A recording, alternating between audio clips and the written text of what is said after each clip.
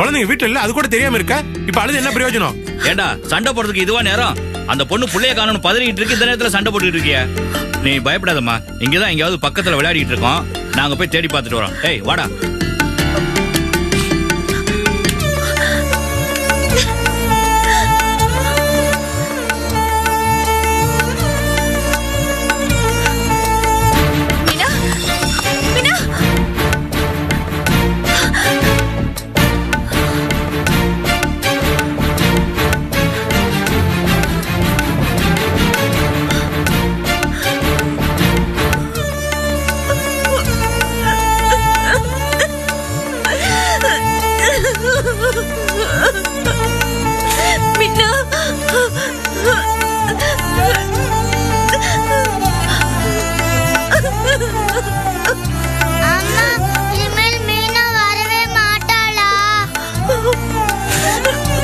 இல்லடா செல்லம், மீனா வந்துருவா.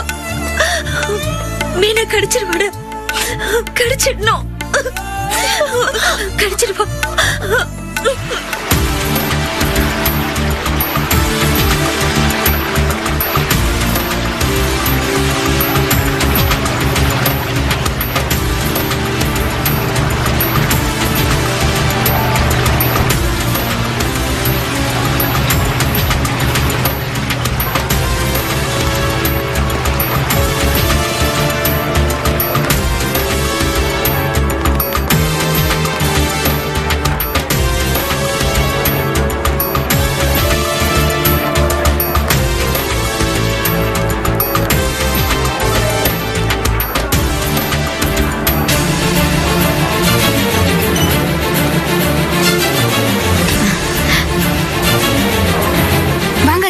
வாங்க. பவானி, அண்ணி எப்படி இருக்கீங்க? நல்லா இருக்கேன். அத்தை, நீ எப்படி இருக்க? நல்லா இருக்கேன். ஸ்ரீகவி எப்படி இருக்கா? அவளுக்கு என்ன, நல்லாதான் இருக்கா. நான் நல்லா டிராயிங் பண்ணுவேன். அப்படியா? என்ன படம் போட்டு தரியா? போட்டு தரேன். அத்தை, உடம்பு எப்படி இருக்கு? நல்லா இருக்கீங்களா? இருக்கேன். வயசாகுதல்ல, ஏதோ இருக்கேன். பவானி, இப்ப நானும் சிங்கப்பூர் வாசி தெரியுமா? எனக்கு இங்க இருக்கிற ரீஹாபிலிட்டேஷன் சென்டர்ல வேலை கிடைச்சிருக்கு. அப்படியா? உங்களுக்கு இங்க எப்படி வேலை கிடைச்சது? அப்ளை பண்ணிருந்தீங்களா? இல்ல பவானி, அங்க என்னோட ஒர்க்கோட சின்சியாரிட்டி பார்த்துட்டு இங்க டிரான்ஸ்ஃபர் பண்ணிருக்காங்க. வெரி கிரேட் அனி, இது நிஜமாவே ரொம்ப பெரிய விஷயம். இதுல என்ன இருக்கு பவானி, என்னோட ஜாப நான் முழு ஈடுபாடோட செய்றேன், அவ்வளவுதான். நீங்க ரொம்ப தன்னடக்கத்தோட பேசுறீங்க. Hi Bhavani. Hi. How are you? Fine. யாருமா அவரு? தெரிஞ்சவர் தான். நான் வேலை பார்க்குற காலேஜ்க்கு அடிக்கடி வருவாரு. அனி, நீங்க எதை பத்தி கவலைப்படாதீங்க, நான் இருக்கேன். புது ஊரு புது நாடா இருக்கேன்னு கவலைப்படாதீங்க, நான் பாத்துக்கிறேன். அதான் தெரியுது. அனி, இவர் பேரு ஹர்ஷா, என் கூட வேலை பாக்குறாரு. வணக்கம். வணக்கங்க. வணக்கம். ஏண்டி நிர்மலா, இவன் ஏண்டி இப்படி இருக்கிறான்? இவன் தலையும் முடியும் மண்டையும் அந்த பயல பாக்குறதுக்கு கொஞ்சமா லட்சணமா இருக்கானே. ஏண்டி, அந்த தரகர் மக இருந்த இருப்புக்கு இங்க சிங்கப்பூர்ல வந்து இந்த மாதிரி பயல்களோட சுத்திட்டு திரியறா? காலம் கெட்டு கிடக்குடி, எல்லாம் கலிகாலமா போச்சு. அம்மா சும்மா இருமா, இது எங்க பேசுறது உனக்கு நாகரிகம் இல்ல. அனி, நான் வேணா ஹர்ஷா கிட்ட சொல்லி ஒரு டாக்ஸி அரேஞ்ச் பண்ண சொல்லட்டுமா? உங்களுக்கு எங்க அகாமடேஷன் கொடுத்திருக்காங்க? இல்ல பவானி, என்னோட சென்டர்லயே தங்கறதுக்கு எனக்கு ஒரு குவார்டர்ஸ் கொடுத்திருக்காங்க. அது மட்டும் இல்லாம எனக்கு இப்ப கார் வந்துரும். ஆமா, அண்ணி ஏதாவது உனக்கு போன் பண்ணாங்களா? நாங்க வரோன்னு தகவல் ஏதாவது சொல்லி ஹெல்ப் பண்ண சொன்னாங்களா என்ன? என்ன பவானி சைலண்டா இருக்க? ஏதாவது சொல்லு, அண்ணி ஏதாவது போன் பண்ணாங்களா என்ன? எதுக்குடி சும்மா தேவையில்லாதெல்லாம் பேசிட்டு இருக்கற? கிளம்புற வழிய பாரு. நீங்க தானே மிஸ்ஸஸ் நிர்மலா? ஆமாங்க. வணக்கம். வணக்கம். நான் ரீஹாபிலிட்டேஷன் சென்டர்ல இருந்து வரேன். உங்களுக்காக வண்டி காத்துட்டு இருக்கு. சரி. ஹலோ. ஓகே பவானி, அப்ப நான் கிளம்புறோம். சரி அண்ணி, போன் பண்ணுங்க. அப்புறம் போன் பண்றேன். அப்பா, ஒரு வழியா தப்பிச்சேன். என்ன பவானி, இவங்க யாரு? அவங்க எங்க சரோக்காவோட மாமியாரும் நாத்தனாரும். இவங்க போறாங்க, நீ ஏன் சந்தோஷப்படுற? இப்ப நம்ம ரிசீவ் பண்ண வந்திருக்கோமே சிவசாமி, அவங்களுக்கும் இவங்களுக்கும் ஜென்ம பகை. இப்ப அவரை தான் ரிசீவ் பண்ண வந்திருக்கோம்னு இவங்களுக்கு தெரிஞ்சது, எங்க அத்தை பேசியே கொண்டுடுவாங்க. இவங்க வர விஷயமே எனக்கு தெரியாது. நான் அவரை ரிசீவ் பண்ண வந்தா இங்க வந்து மாட்டிக்கிட்டேன். நல்ல வேலை இவங்க இருக்கும்போது அவர் வரல. எனக்கு ஒரு விஷயம் புரியவே இல்ல பவானி. இவங்க தானே உனக்கு க்ளோஸ் ரிலேட்டிவ், அப்புறம் அவரை ரிசீவ் பண்ண வந்திருக்க? அதுவா? அது ஒரு பெரிய கதை. வாங்க சொல்றேன்.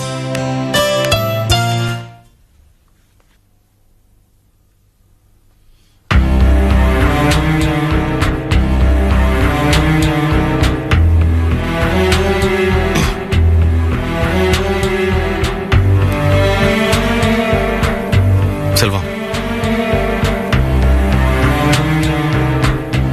நீ ஏன்டா அயன் பண்ணிட்டு இருக்க? வெள்ள வண்டி தான் நிக்குதுல்ல, கொடுத்தா அயன் பண்ணி கொடுப்பான்ல. நான் வேணா பண்ணி கொடுக்கட்டுமாடா?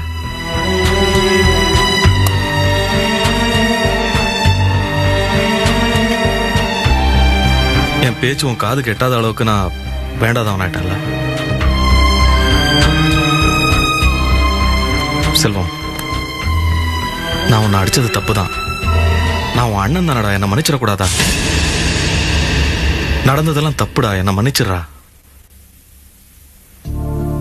செல்வம், எனக்கு இந்த உலகத்திலேயே ரொம்ப வேண்டப்பட்டவங்க, நான் உயிரா நினைச்சவங்க 3 பேர் தான்டா. அம்மா, நிர்மலா, நீ. இப்ப வேணா நடராஜனை சேர்த்துக்கலாம். அம்மாவும் நிர்மலாவும் என்னை விட்டு அவ்வளவு தூரம் விலகி இருக்காங்க. பக்கத்துல இருக்கிற நீயும் என்னை விட்டு விலகின மாதிரி இருந்தா என்னால எப்படிடா தாங்கிக்க முடியும்? இத பாருடா, அதனாலதான் நான் சொல்றேன், சர்வ விஷயத்துல நீ தலையிடாத. அதனாலதான் நமக்குள்ள பிரச்சனை வருது.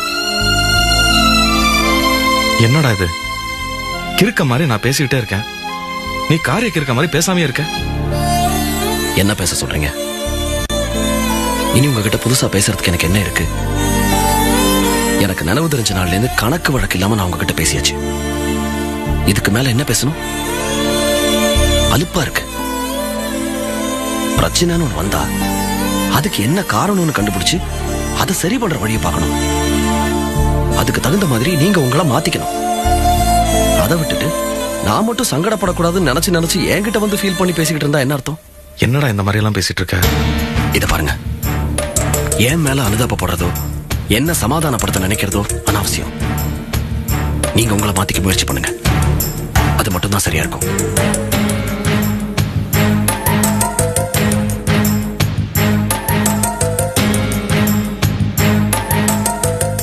என்னங்க, சாப்பாடு எடுத்து வைக்கட்டுமா? சூடா இருக்கு. சூடா இருக்கா? ஒண்ணு செய், எல்லாத்தையும் கொண்டு வந்து என் தலையில கொட்டு. அக்கறை காட்டுறான்.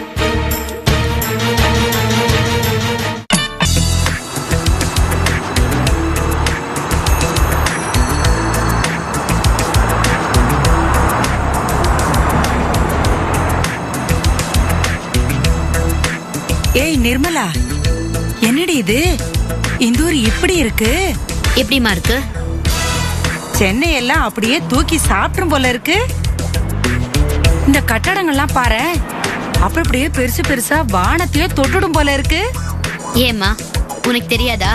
சினிமால எல்லாம் பார்த்தது இல்ல? அட, நான் என்ன தேடி கண்டேன்.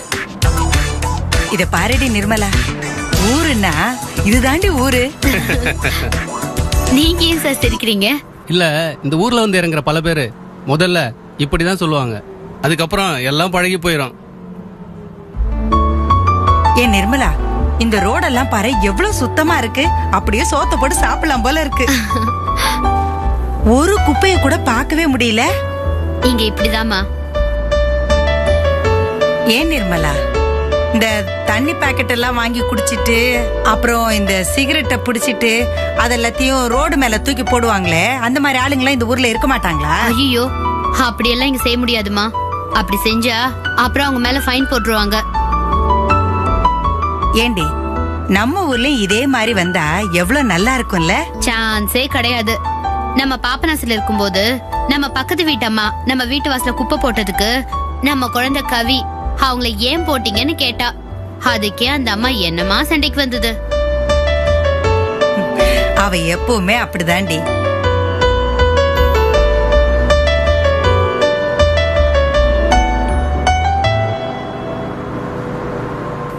நிர்மலா, ஊருன்னா இதுதாண்டி ஊரு.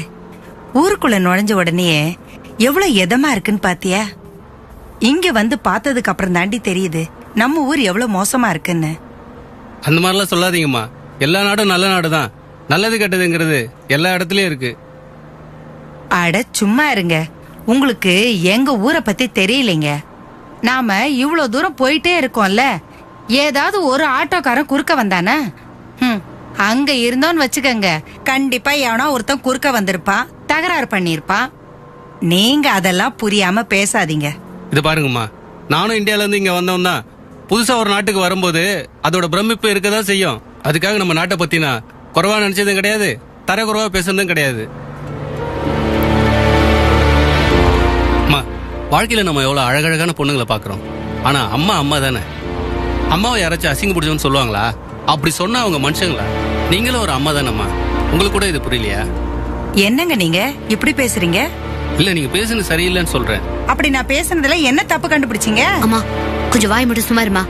சாரி சார், அவங்க பேசுனது எதையும் தப்பா எடுத்துக்காதீங்க. It's okay. என்னம்மா இது? சிங்கப்பூர் வந்து இன்னும் கொஞ்ச நேரம் கூட ஆகல, அதுக்குள்ள வேலையை காட்ட ஆரம்பிச்சிட்டியா? நான் என்னடி பண்ண? அம்மா, அவரை போய் உன் விரோதி மாதிரி நினைச்சு பேசிட்டே இருக்கியே, நீ திருந்தவே மாட்டியா? ஏய், அந்த ஆளுதான் என்னன்னு ஒல்ல பேசிக்கிட்டே வரா. நீ அந்த ஆளு என்னன்னு கேட்காம என்ன திட்டிட்டே வர? அம்மா, இது நம்ம நாடு இல்ல, வேற நாடு. உன் குணத்தை எல்லாம் கொஞ்சம் அடக்கி வச்சுக்கோ.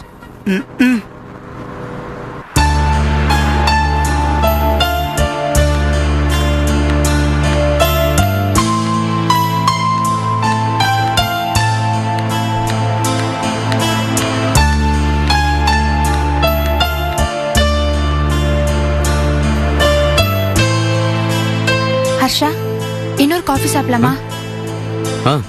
சாப்பிடலாம். Excuse me. Yes ma'am. மறுபடியும் காஃபியை கொடுத்துருங்க. 2 more coffee? ஆமா. Thank you. ஹர்ஷா, என்ன யோசிக்கிறீங்க? ஒன்னும் இல்ல பவானி, நீ சொன்னதை பத்தி தான் யோசிச்சுட்டு இருக்கேன். உன் குடும்பத்துக்காக ஹோட்டல் ஓனர் பையனையே வேண்டான்னு சொன்ன பாரு. இவ்ளோ மோசமான நிலைமையில இருக்கிற ரமேஷ்க்கு நீ உதவணும்னு நினைக்கிறியே, யூ ஆர் ரியலி கிரேட். அவர் உன்னை இந்த அளவுக்கு சின்சியரா லவ் பண்ணிட்டு இருக்கிறதுல எந்த ஆச்சரியமும் இல்ல. அந்த ரமேஷ் ரொம்ப லக்கி பவானி. இவ்ளோ வருஷம் கழிச்சு உன்னோட அன்பையும் அக்கறையும் பெறணும்னா is very lucky person, very lucky. Thank you Harsha, நீங்களாவது என்ன புரிஞ்சிட்டு இருக்கீங்களே. அப்படின்னா நான் உன்னை புரிஞ்சுக்கிட்டது சரிதானே பவானி? ஆமா ஹர்ஷா, நீங்க என்ன சரியா தான் புரிஞ்சிட்டு இருக்கீங்க. ஆனா என் ஃப்ரெண்ட்ஸ் என்ன புரிஞ்சுக்கவே மாட்டேங்கிறாங்க. நீ எதுக்காகடி அந்த ரமேஷ்க்கு போய் ஹெல்ப் பண்ற, விட்டு தள்ளுன்னு சொல்றாங்க. அது எப்படி ஹர்ஷா? நான் ரமேஷ போனா போதுன்னு விட முடியும்? அவங்களுக்கு உன்னை பத்தி சரியா புரியல பவானி. உண்மைதான் ஹர்ஷா, அவங்க என்ன சரியா புரிஞ்சுக்கல. நீங்க என்ன கரெக்டா புரிஞ்சுக்கிட்டு எனக்காக சப்போர்ட் பண்ணி பேசுறீங்க. ரொம்ப சந்தோஷம். இனிமே நான் எப்பவும் உன்னை கரெக்டா புரிஞ்சுப்பேன் பவானி.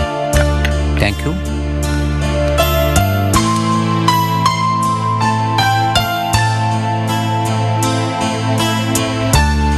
ஹர்ஷா, டைம் ஆயிடுச்சு, ஃப்ளைட் அரைவ் ஆயிடும்.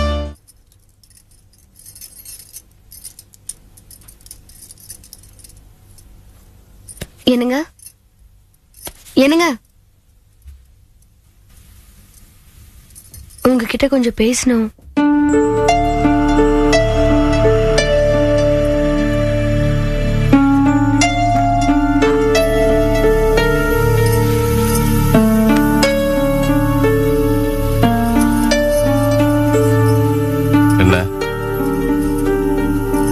நான் உங்ககிட்ட ஒரு விஷயம் சொன்னேன், அத பத்தி என்ன யோசனை பண்ணிருக்கீங்க?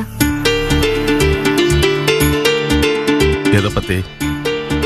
எதை பத்தியா? அதுக்குள்ள உங்களுக்கு நான் சொன்னது மறந்தே போச்சா? விஜய், ஒரு நாளைக்கு ஏகப்பட்ட பிரச்சனை பேசிட்டு இருக்கோம். அதுல நான் எந்த விஷயத்தைன்னு கண்டேன். அப்போ நான் சொன்னதை நீங்க அந்த லட்சணத்துல கவனிச்சிருக்கீங்க. விஷயத்தை சொல்லு விஜய். தனி கொடுத்துட போறத பத்தி சொன்னேன், அதான். ஏன் இன்னைக்கு யாரும் முத்துவை பிடிச்சு திட்டினாங்களா? தெரியுதுல்ல என்ன பிரச்சனைன்னு தெரியுதுல்ல. இந்த வீட்டை பத்தி என்னன்னு உங்களுக்கு தெரியும். ஆனா நான் இந்த மாதிரி சொன்னா கண்டுக்கிறதே இல்ல. மேற்கொண்டு என்னதான் கண்டுக்கிறீங்க? இங்க பாரு விஜய், காலங்காத்தால இப்படி ஒரு பிரச்சனை எடுத்துட்டு வந்து என்னை டார்ச்சர் பண்ணாத. எனக்கு ஏகப்பட்ட வேலை இருக்கு. அப்ப நான் வேலையை எடுத்து போய் இதை பத்தி எல்லாம் பேசிட்டு இருக்கேனா? நமக்கு இருக்கிறது ஒரே புள்ள. அந்த புள்ளைய போய் இந்த வீட்டுல கண்டபடி பேசிட்டு இருக்காங்களே, அத பத்தி உங்களுக்கு கொஞ்சமாவது அக்கறை இருக்கா? என்ன விஜய் ஓவரா பேசுற? நம்ம முத்த யார் திட்டினா யார் அடிச்சா? ரோட்ல போறவன் வந்து அடிச்சு போனா நம்ம வீட்டாளுங்க தானே, அவங்க நம்ம வீடு தானே. இதே பெருசு கொடுத்துற. அது எப்படி அவங்க முத்துவ பத்தி தப்பா பேசலாம்? ஏன் நம்ம முத்த பத்தி நீ தான் தப்பா நினைச்ச? நானும் மத்தவங்களும் ஒண்ணாயிடுமா? சத்தியமா கிடையாது விஜய். ரெண்டு பேருக்கு நிறைய வித்தியாசம் இருக்கு. அவங்க அடிச்சதெல்லாம் இவன் மனசை காயப்படுத்தி இருக்காது. ஆனா நீ அடிச்சு சூடு போட்ட பத்தியா, அத அவனை ரொம்ப பாதிச்சிருக்கும். இதுக்கு பேச்ச மாத்தி விதண்டவாதம் பண்றீங்க? நான் சொன்ன விஷயத்தை பத்தி மட்டும் பேசுங்க. அது எப்படி விஜய்? பேச்சுன்னு வரும்போது எல்லாத்தையும் தான் பேசணும். இது பாருங்க, என் கோவத்தை கலராதீங்க. தனி வீடு பத்தி பேசினா மட்டும் ஏன் இப்படி ஒதுங்கி போறீங்க? அடடடடா, ஏமா எதுக்கு இப்ப சத்தம் போட்டுட்டு இருக்க? ஒரு சின்ன விஷயத்தை சீன் கிரியேட் பண்ணி ஏன் பெருசாயிட்டு இருக்க? நாங்க என்ன பேசணும்னு கூட உங்களுக்கு தெரியாது. நீங்களா எதுக்கு நடுவில் வந்து பேசிட்டு இருக்கீங்க? யாரு? நான் தெரியாம பேசுறேன்? ஏமா என் பிள்ளைய பத்தி நீங்க தப்பா பேசுறப்போ நானும் என் செல்லமும் தனியா கொடுத்துட போறேன். நானும் முடிச்சுமா? சரியான விளங்காத பண்ண இருக்கே நீ. ஏதோ கோவமா இருக்க போல இருக்கு. உன் பாடு உன் புருஷன் பாடு, நடுவில் நான் எதுக்கு? என்னங்க இப்ப முடிவா என்னதான் சொல்றீங்க? எதை பத்தி விஜய்? தனி வீடு பார்க்க முடியுமா முடியாதா? என்னங்க உங்களதான் கேக்குறேன்.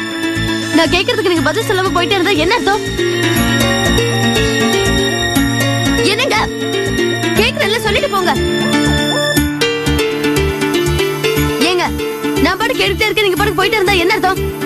விஜய், நீயா ஒரு பிரச்சனையை கிரியேட் பண்ணி அதுக்கு இதுதான் முடிவு நீயா நினைச்சுக்கிட்டு அத பத்தி என்கிட்ட கேள்வியா கேட்டா நான் என்ன பதில் சொல்றது?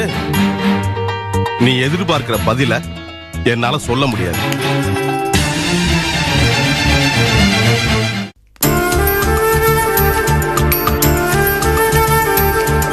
என்ன சார் தனியா வந்திருக்கீங்க? ரமேஷோட அம்மா வரலையா? அட என்னம்மா நீ, இப்ப நான் என்னத்த சொல்றது? ஏற்கனவே அவ உடம்பு முடியாம இருக்கா. இதுல வேற அவ இருக்கிற நிலைமையில அவளை கூட்டிட்டு வந்து அவனை பார்க்க வச்சோன்னு வையன், இன்னும் மோசமா போயிடும்.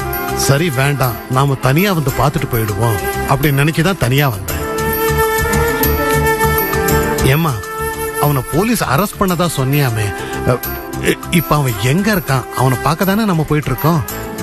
சார் நீங்க ஒண்ணும் கவலைப்படாதீங்க. ஃபர்ஸ்ட் என் ரூமுக்கு போய் குளிச்சுட்டு அதுக்கப்புறமா நம்ம ரமேஷை பார்க்க போலாம். சரிம்மா, என்னவோ பயமா இருக்கு, அதான் இதெல்லாம் கேக்குறேன். நீ இருக்கிறதால கொஞ்சம் ஆறுதலா இருக்கு. நீங்க எதுக்கும் கவலைப்படாதீங்க. நான் எல்லாருக்கும் சொல்லிடுறேன். வச்சிரு ஜாக்கிரதா, உடம்பு பாத்துக்க கண்ணு.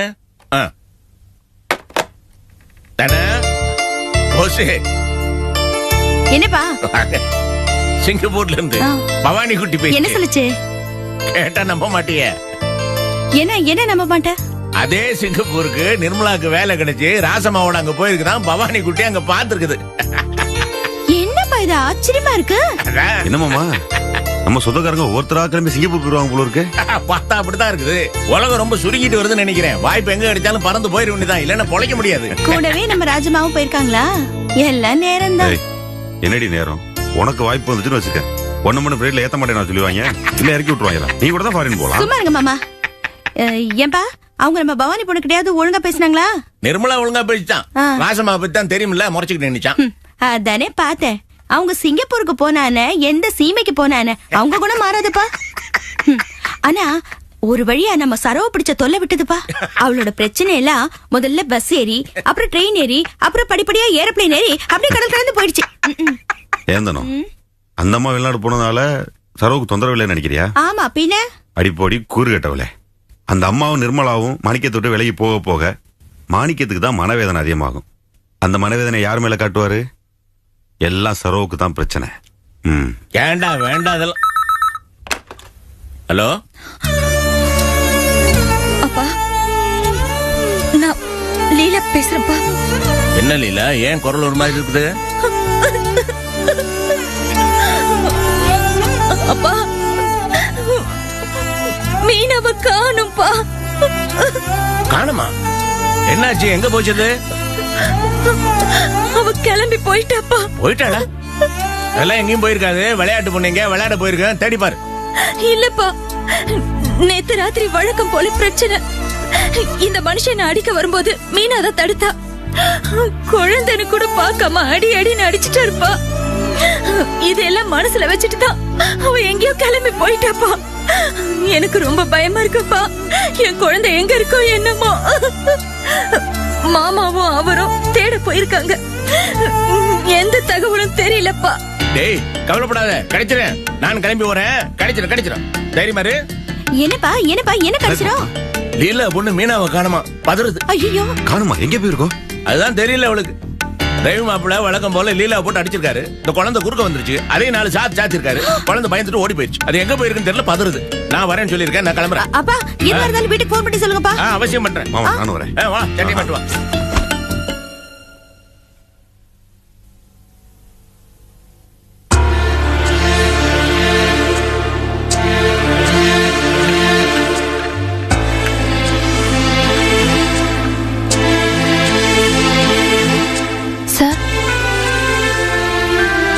என்னம்மா?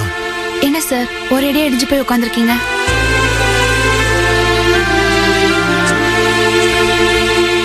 என்னம்மா, வேற எப்படிதான் என்னால இருக்க முடியும்? 5 வருஷமா மகனை காணோம்னு நாங்க வயித்துல நெருப்பு கட்டிக்கிட்டு வாழ்ந்துட்டு இருந்தோம். இப்ப மகன் கிடைச்சிருக்கான். ஆனா எந்த நிலைமையில கிடைச்சிருக்கான் பாத்தியா?